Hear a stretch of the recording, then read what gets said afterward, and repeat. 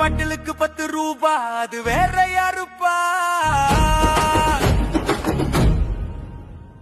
10 ரூபா செந்தில் பாலாஜி தானப்பா பாட்டிலுக்கு 10 ரூபா அது வேற யாருப்பா 10 ரூபா செந்தில் பாலாஜி தானப்பா விஜய் பிரச்சாரத்துல ஆம்புலன்ஸ் விடுவோம் கரண்டா புடுங்கி விடுவோம் எங்க ஆளை இறக்கி கலவரம் பண்ணுவோம் ஃபர்ஸ்டாக வந்து ஹாஸ்பிடல்ல நாடகம் நடிப்போம்